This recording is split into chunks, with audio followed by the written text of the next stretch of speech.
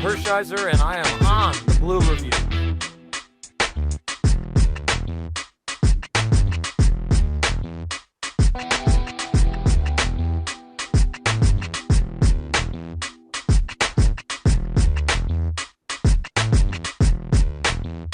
Hey, this is Sean Green. You're watching the Blue Review.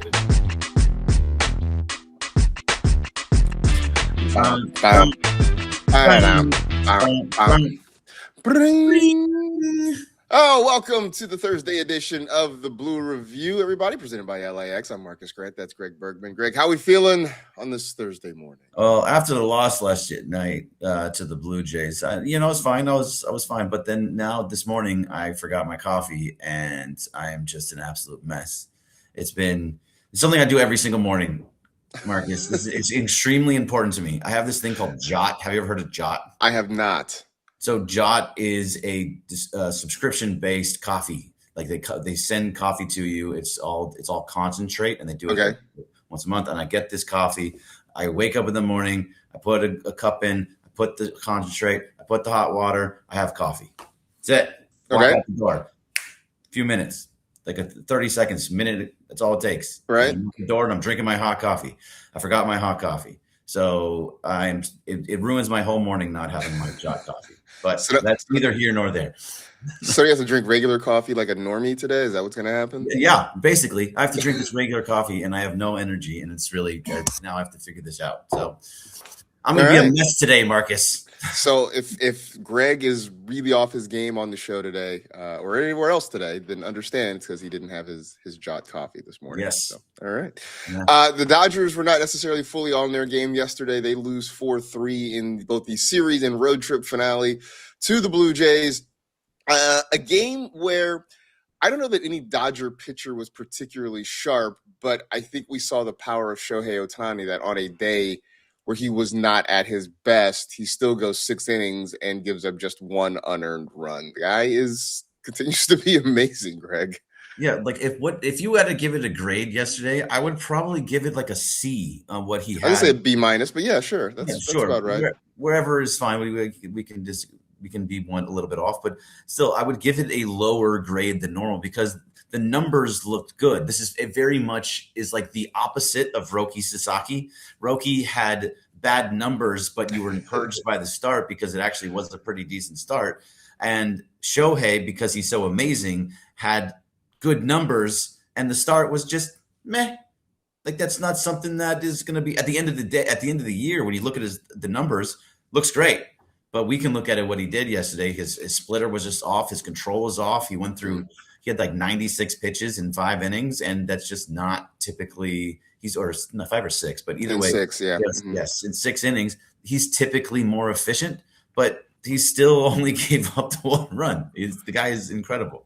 Yeah, just an unearned run at that. But by the way, that does put an end to the scoreless streak. So, Greg, any worries, any consternation you had about the streak crossing over, not including the playoffs, it's all gone now. So you don't have to worry about it anymore. Yeah, I'm actually glad. I'm glad. No offense to Shohei. Now you can start a new scoreless streak. Yeah, and be legitimate. It'll be all in season, and now you can. When the run was scored, I didn't have the audio up, so I don't know if Oral Hershiser had a reaction to it. Once he was fist pumping, he was getting all excited. yeah, 23 innings or whatever it was. Not even. You ain't catching me, Shohei. Not even halfway to where his number is. I'm sure he was really freaked out. He's like the Miami Dolphins every year. Some of the last undefeated team, they pop champagne. Yeah. Oh man, so tired of that. Anyway, so Shohei battled through his 6 innings, and then just was one of those days where the bullpen mostly had it. Unfortunately, Jack Dreyer didn't. That ended up being the difference in the ball game. He lasts just a third of an inning, gives up 2 runs on 3 hits. I don't know that there's any real cause for alarm, any real deep conversation, Greg, other than to say it was just the day that Jack Dreyer just didn't have it. Yeah, he just didn't have it. I mean, let's see what he does in his next one, and hopefully it's a bounce back for Jack. But because he was so important last year, but yeah, today he just didn't have it at all. Every pitch that was being thrown looked like it was getting just smacked around all the way, like doubles and singles and just balls to the wall, and just wasn't a good outing for him at all. I think you said in the group chat, he's like, "You're not fooling anybody right now." So everything he was throwing was just was a mess, and he probably at one point Dave should have pulled him out. He was probably on a batter too early because they could have left that drier outing with still being up 3-2.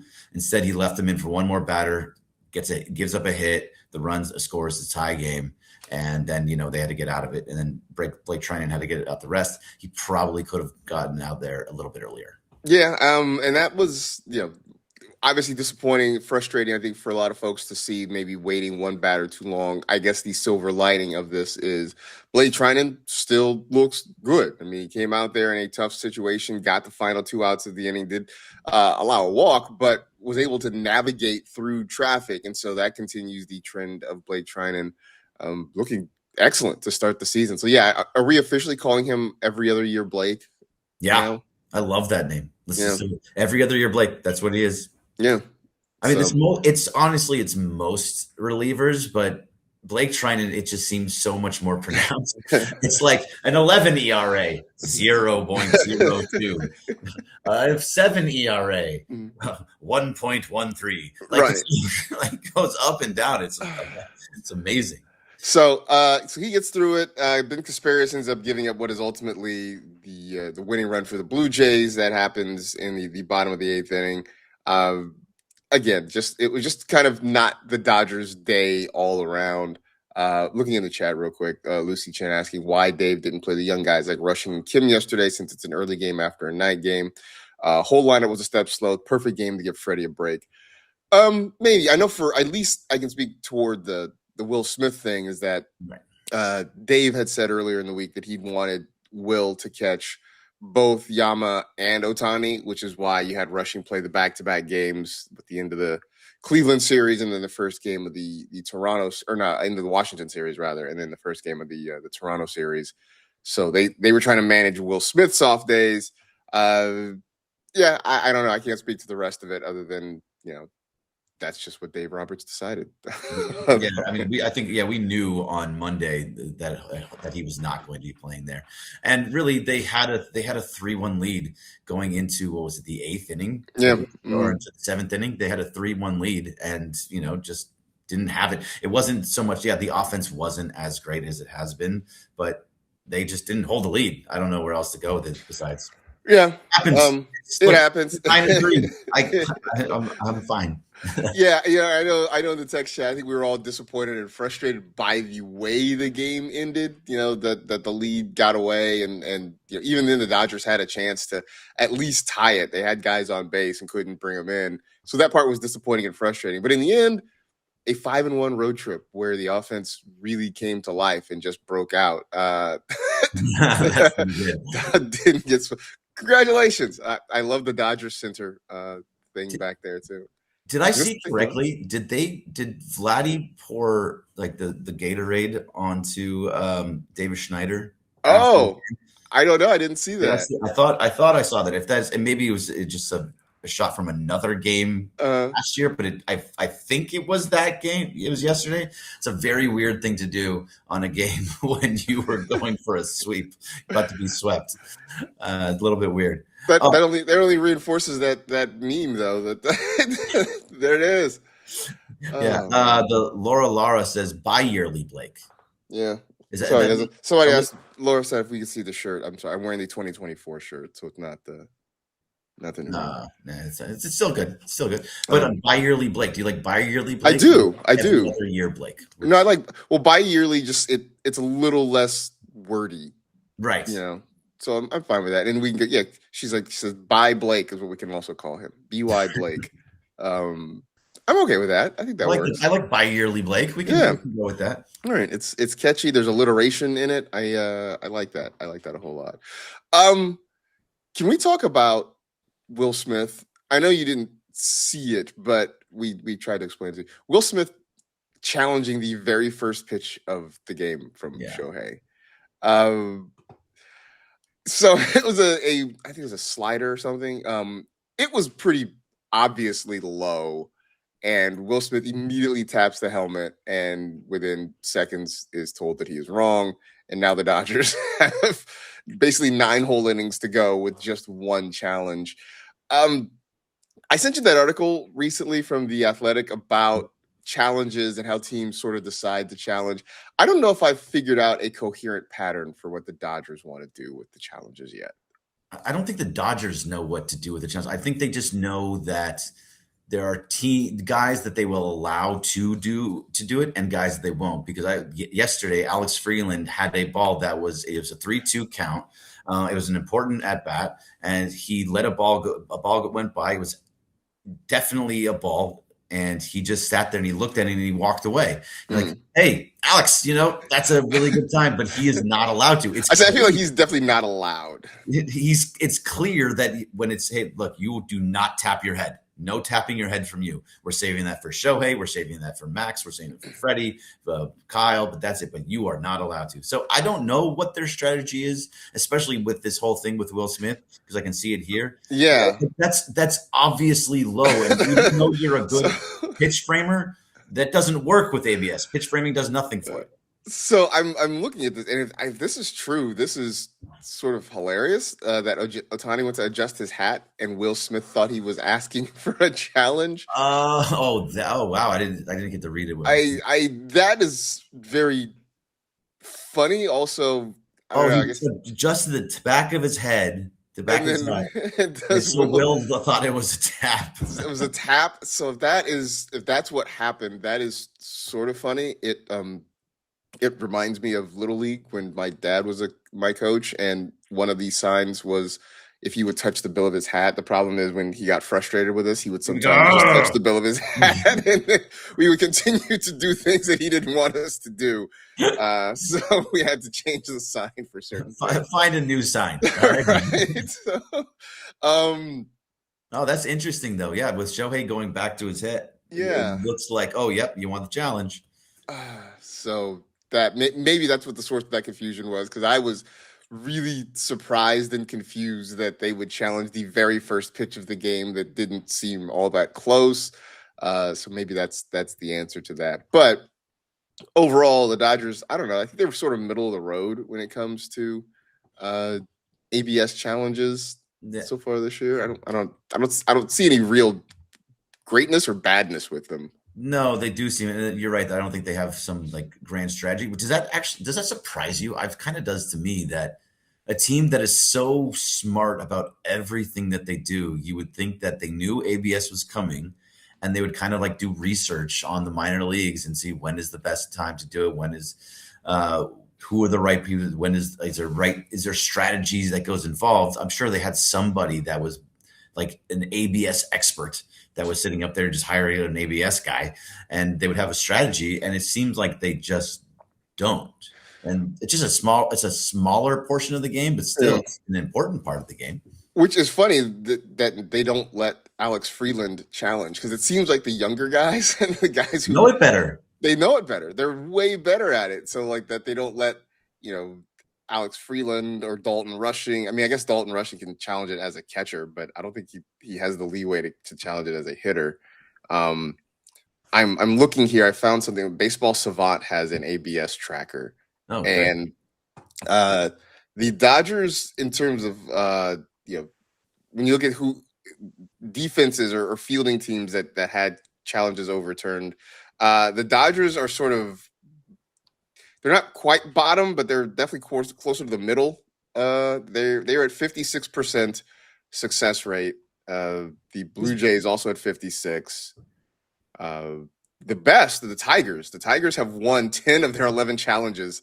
Wow, in the field. But that also means that they're also not challenging very often. If you get 2 per game, and right, like 12 games. The Dodgers as an offense have only challenged 6 times, and they're 50%. They've gotten 3 of 6. So most of it is Will typically is asking for a challenge. Yeah, he is. I kind of like that better, to be honest with you.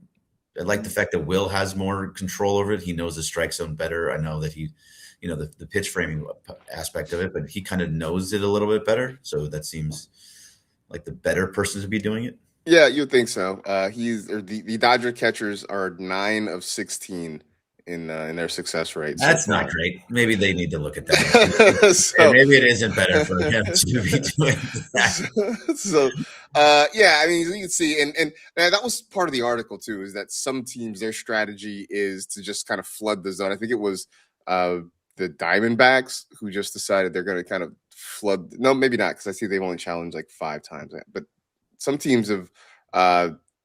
The Twins, for instance, have challenged 22 times as an offense. They're just tapping all day long. The Marlins have challenged 22 times through their catchers. So the Marlins catchers are just flooding the zone with challenges. And I guess for some teams that's the strategy. Some teams it's like, hey, let's just be really judicious about it. The Dodgers seem to be somewhere in the middle. I can't figure this out. Yeah, no, it will continue to go on. And I have just one complaint about the ABS, and it's not really the ABS. Okay. It's Spectrum Sportsnet and how they use the ABS. Would they have the little 1-2 at the bottom of the screen? Oh, mm-hmm. I can't, you really can't tell if one of them is blacked out or not. Yeah. Like the 1 and the 2 look close enough to the same, even if like right now I'm watching on Spectrum Sportsnet, it's the game from yesterday. And obviously the Dodgers only have 1 challenge, but the 1 and the 2 basically look the same. Still like the same. Slight off. The 2 is a little bit slightly off. Mm-hmm. Black it out. Put an X. Do something right. dramatic of I know that they do not have a challenge. Otherwise, they just look at them like I don't know what's going on here. Like, why aren't you challenging? You still have 2 of them left. You have all of them. Why aren't you challenging? It just seems not great. It's like a little bit less bright. Mm-hmm. So Spectrum Sportsnet figured out, huh? So it's more of a graphical issue than an issue with the system itself, is what it is here. Just black it out. That's fine. Okay. All right.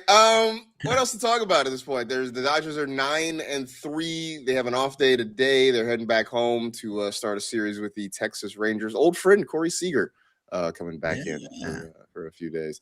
Yeah. I was thinking about something. Kyle Tucker is someone that I was just kind of thinking. Oh, we can talk about Kyle Tucker. Yeah, so Kyle Tucker is a guy that he strikes out a decent amount, like typically 80, 90 times a year. But Kyle Tucker is striking out at a very high clip right now. He has 12 strikeouts, which is, just on pace with the other top guys like Shohei has 14, Pa has 13. Teoscar is being Teoscar and has 15. Muncy has 14. That's what he does too. But Tucker is right up there too. And it seems like he's swinging at pitches that just are not within the zone and seem kind of a little bit more wild. Maybe he's just getting used to being with the Dodgers, and maybe they have a different strategy. I don't know what it is. They told him, hey, just swing away, just swing away, just swing away. But he seems to be swinging and missing at a lot of pitches. He seems to be guessing on a lot of pitches too, like swings and misses. And then there was, I don't know if it was yesterday or the day before, where he took just a fastball right down the gut, and ended up striking out. So I don't know if this is him sort of pressing to try and impress his new teammates to really justify the contract. I'm not sure what it is, or if it just happens to be that he's started the season in just a weird, just kind of a weird streak. But yeah, I've noticed that too. And even before this road trip, when the offense as a whole kind of broke out, I pointed out that he just was having a lot of really bad at bats in that Cleveland series. Just a lot of really odd swings and bad at bats. So, it's April 9th. Sure. There's a long way to go, and Kyle Tucker's a really good player. But yeah, I do think that is frustration. Is that the proper word? Watching Kyle Tucker so far early in the season. Yeah, frustration. I think frustration is the right word. And I think he's going to be great. And I think he already has come up clutch in a bunch of different spots that when guys are in scoring position, he tends to get a single to the right. and they score a run. He typically is doing pretty well in big situations, but yeah, there's a lot of at bats where you're just like, huh, that doesn't look right. So yeah, I think he's going to be fine, obviously, but yeah, it's just something to watch. If this continues, is it okay? Is it something that they need to start looking at with his swing path? Is it a mechanical thing? What is it? But he is guessing and swinging and missing a lot, right? Yeah, he would be on pace. We're going to do on weird on pace stats. He's on pace for 162 strikeouts, which is far and away would be his career high. He's never struck out more than 95 times in a season. So right. 162 would be well higher than anything he's ever done in his career. So. Yeah, so that means that 12 strikeouts in 12 games. It sounds like okay, one a game, that makes sense, but that's not typically what he does. Yeah. Yes, ex-Dodger dog, you're right. He's been playing amazing defense without a doubt. So sure. Okay, we will try Dodger history instead. Maybe that's the thing we'll keep in our back pocket, so we don't have to nitpick on things. But this is the whole show. This is what we do. The whole point is to nitpick. We're talking every single day about the Dodgers. We got to find the small things. Yeah. By the way, I guess a couple things, and I don't want to end the show on a down note, but certainly condolences going out to Miguel Rojas after the passing of his father, and to the Lopes family as well on the passing of Davey Lopes, both happening within the last couple of days. So, a couple of losses within the Dodger family, and certainly thoughts going out to everybody that impacted by that as well. There it is. Very, very sad. And then, by the way, if you want some Dodgers history, it was very sad for both families, Miguel Rojas Sr. and David Lopes. Very, very sad. Baseball history in 1950, Dodgers Gil Hodges hit 4 home runs and a single in a game versus the Braves. How about that? All right. Actually, that's not even the right date. That was in August. Okay, well, this is very hard to understand. This is what happens when you don't have your jot in the morning. Exactly. See, thank you. I don't have my jot. I'm completely off. I don't understand. I need coffee. I know we still have a couple of minutes left. We still got a couple of minutes left. Dodgers are off. Jorge Soler suspended for 7 games. Reynaldo Lopez apparently not suspended because he's only suspended for 5 games, and he's going to make his next turn in the rotation for the Braves. So, good job, baseball. Like, what are they doing? What are you doing? It's Reynaldo Lopez had a ball in his hand, and he used it as a weapon. Player Jorge Soler in the face, in the jaw, with the ball in his hand, and you make it so that he doesn't miss a start. I understand he's going to lose a lot of money. I think it was somewhere around $400,000. I believe was the number that I read, but. You don't actually do it. It's a weapon. Like says it appeared to use a baseball as a weapon last night, and nothing happens to him. He doesn't miss one start. Yeah, like, that just sounds insanity to me. Yeah, even when it was the 7-game suspension, like for a pitcher, 7 games, a starting pitcher especially, 7 games is not 7 games because you're going to make a start and then you weren't going to pitch for at least 5 days anyway. So a 7-game suspension really didn't seem like all that severe to begin with. And then when it became after appeal that he's going to get it down to 5 games and make his next start, then it's like, well, what are we doing here? Basically, you find him is essentially what happens. Yeah.